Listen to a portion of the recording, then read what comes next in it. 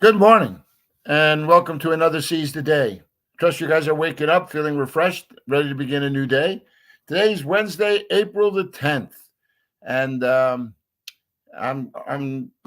hoping you're up, ready to begin this new day, and just excited about what we're going to learn today from the book of Haggai. We're on this series in Rooted, and today is week 8, and we're looking at this topic called "How Does God View Money?" That's been the topic this week. We looked at a passage from the Sermon on the Mount in Matthew chapter 6, verses 19 through 33, where Jesus began to just give us some insight. Not so much that we shouldn't store up treasures for ourselves, but we shouldn't store up treasures for ourselves on earth, right?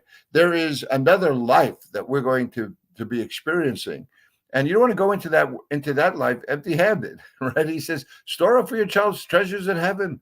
This is where God says that if your heart is seeking after mine, then you will seek first my kingdom and my righteousness. And so this is the challenge then for us, right, as we begin this whole new study. Um, so this this brought us to a passage here in the book of Haggai because I wanted to give an illustration of what that would look like, to seek first the kingdom of God and His righteousness, to be able to take a look now at a passage of Scripture that would really reveal how is it that we could be either so focused or sometimes lack that sense of focus that God is calling us to. So, if you would, why don't we turn to this book here now, and of Haggai, and in chapter 1, and I appreciate the birthday wishes that people are giving me. And today, yeah, is my birthday, and I get to spend it with you this morning. So isn't that cool? So here we are now in Haggai chapter 1. All right, we gave a little heads up yesterday that the first verse really is all about setting a marker. It's giving us a place where we can go back in history and recognize what the state of the world was back in that day, what the state of the world was for Israel. Here, if it's the second year of King Darius, that places this now around 520 BC. It's almost 70 years after they were held captive by the Babylonians. Only now, the Persia has taken over, and again, it's one of those things. Like I look at things like this in the Bible, and I'm like, as great as Babylon was, and all you have to do is there's another book in your Bible, not far from Haggai. It's called Habakkuk, and in the book of Habakkuk, it talks about the impending doom that's going to come as a result of Babylon, destroying the city of Jerusalem. It gives a really a potent picture of the power that Babylon is yielding. But here we are, 70 years later, and the big dog, he just got beaten by a bigger dog. And that's a life lesson. We shouldn't like excuse those lessons. You think you're on top of everything now, but it's just a matter of time. Here Darius, right, is in his second year, around 520 BC. What you also realize is that at 520, the Israelites already have been back into the land by about 17 years. Those first couple of years that they came back, they were so excited to be back in their land. They were so excited to get, to be rooted back in this land of promise that they had been given through Abraham. They built an altar to begin the ceremonial, services of worship. They started to lay the foundations of the temple again, and then all of a sudden everything just like kind of freezes up. It's just like it stalls. And so what God is saying here in this opening verse is that it is at a time in Israel's history when they basically put God's work on hold. And Haggai now is sent by the Lord to come and really confront the nation of Israel and this attitude. And so, what does he do? One of the first things he does, notice in verse 2, he says, "This is what the Lord Almighty says.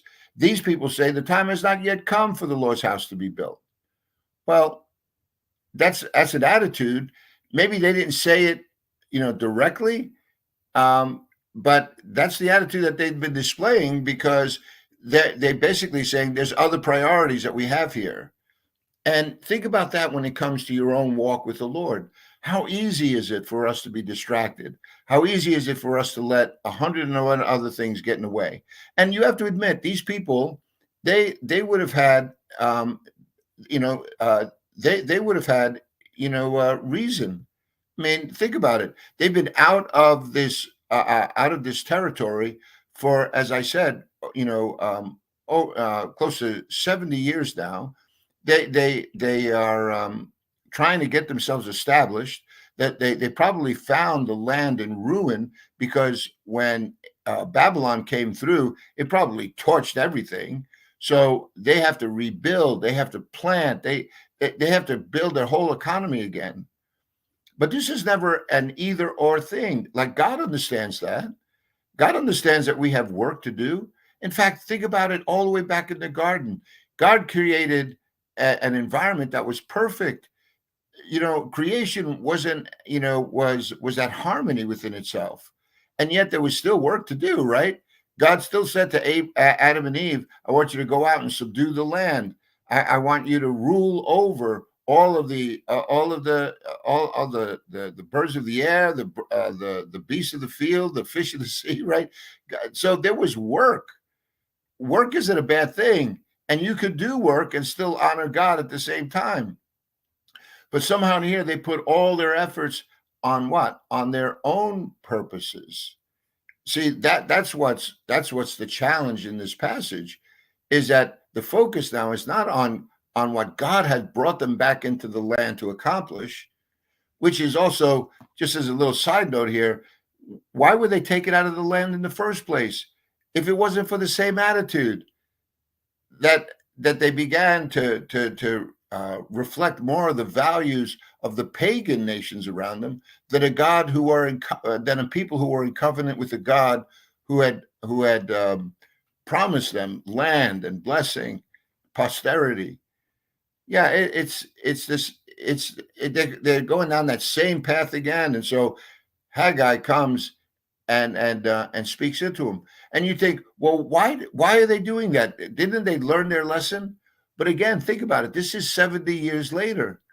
So those people who perhaps would have said, "Yes, I've learned my lesson," now this generation, they have to learn that lesson for themselves, right? Like I could love God, with all my heart, soul, strength, right? But my boys, they have to embrace Jesus for themselves. They're not going to get in on me. And if I do, I try to make it a point to tell them how God has been faithful. I don't hide the challenges that life brings, but I also try to show them how God enables us to meet those challenges. I point out the passages that are there so that we gain strength and confidence. I try to point those out.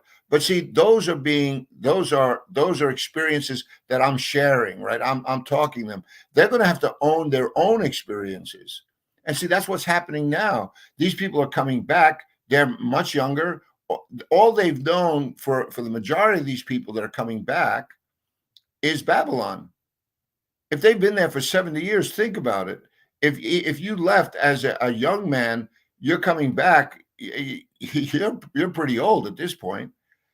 So there's not too many of those. So you have a whole nother generation of people who were born in Babylon coming back with the history of what had taken place. And now they need to listen to this so that they don't enter into those same mistakes.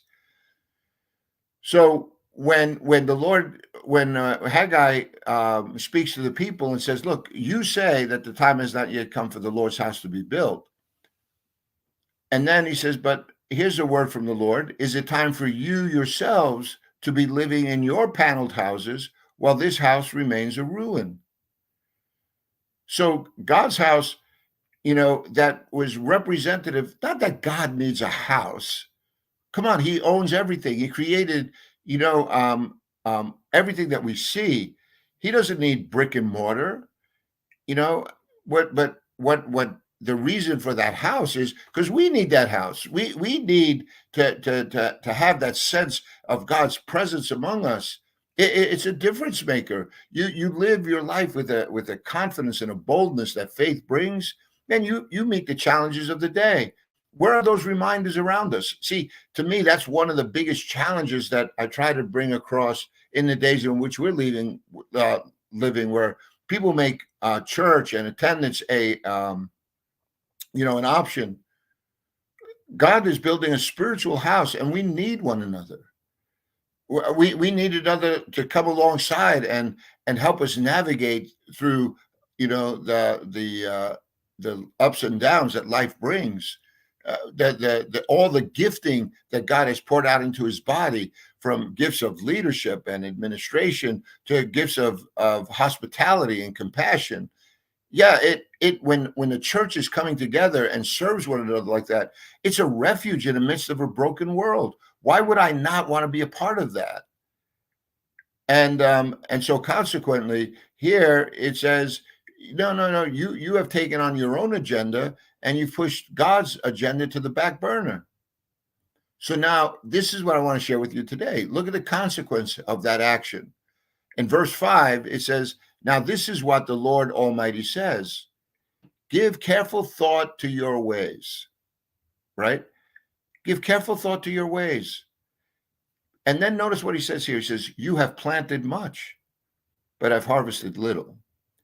You eat, but never have enough. You drink, but never have your fill. You put on clothes, but are not warm. You earn wages, only to put them in a purse with holes in it. You read these couple of verses. Do you see anything wrong with their work ethic? They're working hard. They're planting a lot, right? Only it doesn't seem like it's yielding what they expected. They're eating, but man, they still walk away hungry. There's just not enough food, right? They're working hard to produce that food, but it doesn't seem like it's enough.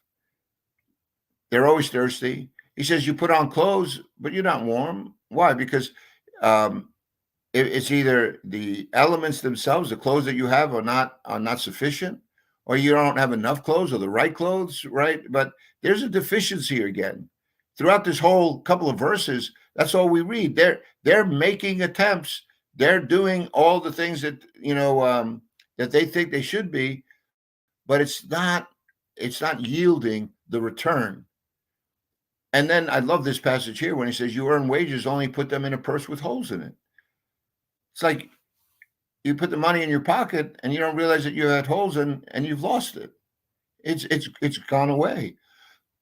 So here in verse 7, it says, this is what the Lord Almighty says. He says, give careful thought to your ways. Go up into the mountains and bring down timber and build the house, so that I may take pleasure in it and be honored. And so do you notice that God now is saying, he's telling them, listen, I want you to think about what you're doing, because you're so engaged in this work that is before you, but it's not yielding what you thought it should. And what I'm telling you now is I want you to go up and finish this house, because it will act as the hub for this whole community. It will remind them again of a covenant that God has made with them. And what is that covenant? Remember, we talked about this. If you've been a follower of Season of the Day for a while, we went through the book of the opening chapters of the book of Deuteronomy. And in that book, it establishes what that covenant is. The covenant was the 10 commandments that God had given, where he says, listen, you honor me by recognizing that there's no other gods before me. I am the creator of heaven and earth. You don't make any idols and to bow down to them. You don't misrepresent me. You keep the Sabbath day. And then he says, you honor your father and mother. You don't murder. You don't steal. You don't bear false witness against your neighbor. You don't covet your neighbor's stuff, right? All of these things now you begin to see this is the covenant. It's the way I'm supposed to act towards God, the way I'm going to act towards people. God's presence in their midst is going to be a constant reminder. It's the hub that is at the center to make sure all the pieces are being kept together. Look around us now. We are breaking those commandments on multiple fronts, and what's happening to our society as a whole? I mean, is anybody, do you trust people? Like, do you take them at their word? It used to be enough to just give a handshake, not anymore, right? People are looking out for their own interest, not for the interests of others. I mean, you could see how this covenant, it's just been thrown to the wind, and we feel it as a society. So here he's saying, listen, build this house. And then he adds this to them. He says, look, in verse 9, you expected much, but see, it turned out to be little. What you brought home, I blew away. And why? Declares the Lord Almighty, because of my house, which remains in ruin, while each of you is busy with his own house. Think about this for a moment. Just concentrate on what God just said here. He's saying that their expectations were not met. And the reason why they were not met is because his house remains a ruin while each of you is busy with his own house. So in other words, there is this cause and effect. The reason why you don't have enough, the reason why you're not reaping more, harvesting more, right? The reason why you're losing your wages is not because you're not working hard. It's because you're working hard at the wrong thing. You put God on the back burner. You forgot that we're here to serve his will and purposes. And so consequently, there's a cause and effect, but not the cause and effect that they thought. Think about it. You don't make enough money. Well, you got to work harder, right? You find a way to say, okay, like if I'm in control of all this, then I got to do all this stuff. But there is another piece of this cause and effect that we may not really be thinking about. God's cause and effect meant that they weren't harvesting enough. Why? Because they hadn't made his will and purposes a priority. Like, isn't that's God's view of cause and effect? Do you think any people were sitting there thinking, we're probably not really doing that well because we haven't done what God has asked us to do. We haven't finished this work that he has placed before us. We could have been doing both simultaneously, taking care of ourselves. And God even says, I would be blessing you in that endeavor. Instead of it being harder for you, I would have made it easier for you. But you haven't.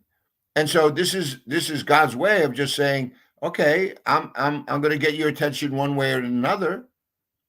And so by reducing the crops, by bringing about all of this want, it underscores the fact that they really have very little control over these things. And maybe they turn around and begin to set their hearts and minds on Jesus a little more. That's why, listen to how he says, therefore, because of you, right, this action, they're busy with their own house while God's house remains a ruin. He says, because of you, the heavens have withheld the dew and the earth its crops.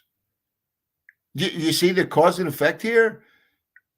It wasn't because of their efforts. It was because of the way in which they were living out their life.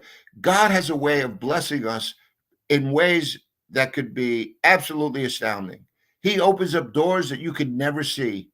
He can begin to steer your path in ways that you never understand how you finally got to this place unless you look back and recognize how God has intervened and walked and brought people together and timing and circumstances. And you just shake your head and say, that's just God who knows the end from the beginning. So why would I not want him, you know, working, for me instead of against me? Because here he says, listen, all I have to do is withhold the dew and the crops, and you're going to go hungry. He goes here, he says, I called for a drought on the fields and the mountains, on the grain, the new wine, the oil, whatever the ground produces. So there, God says, I'm the one that's in charge of all that. Yeah, you might create environments for seed to grow, but I'm the one that makes it grow. Think about that. We don't have that control. You cannot make it grow. If you could, you would, but we don't. We're so dependent upon factors that lie outside of ourselves. Wouldn't you want God working for you instead of against you? They're working hard. They're doing their thing, but they're busy building their own house. And so God says, listen, I called a drought on all these things, the grain, the wine, the oil, whatever the ground produces. But notice what else he says, on men and on cattle, on the labor of your hands. So the cattle, right, that wasn't reproducing. And their families were not reproducing. Think about that. Who opens up the womb if it's not God? And now this womb, God says he's withheld. So they're not reproducing. That's not a good sign for a people. How is a nation to thrive? All of which because they took on their interests before God's. You see, that, my friends, is the crux of this whole issue, isn't it? We're placed in a position where we need to decide whose interests are we going to pursue, God's or mine? God is saying, if you pursue me, I will bless you.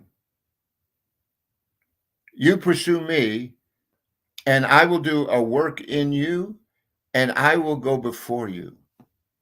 It was a promise that he made all the way back in the Old Testament, right? And whenever Israel fell short, it's because they took their eyes off of God and did things in their own manner. So, yes, we live in 2024, but can you hear God saying the same thing to you and to me? What he's saying to you and to me is like, listen, you have your interests, but all I'm saying to you is, should my interest not also be at the top of that list? Because if you put God first, everything else is enhanced, because it'll make you a better person. It'll give you a different perspective. It'll keep you from chasing down dreams that will only turn into nightmares. It'll keep you from pursuing a path that will only wind up in want and in ruin. There are enough challenges in this world that we don't have to bring more upon ourselves. We live in a broken world that have to deal with the brokenness all around us. But God is promising his spirit to dwell within us, a spirit of power and love and discipline.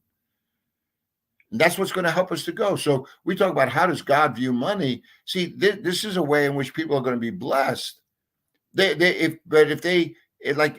Jesus would say, look, if you seek first the kingdom and his righteousness, all these things will be added unto you. You can't pursue the things at the exclusion of God. So look how God is viewing money at this point. What's the most valuable possession? Is to be rich in the things of God, because he has a way of blessing us in ways that would go beyond our understanding. That's a really good lesson for us to give careful thought to, right? To consider our ways. Well, thank you so much for being a part of today's broadcast on Wednesday, April 10th.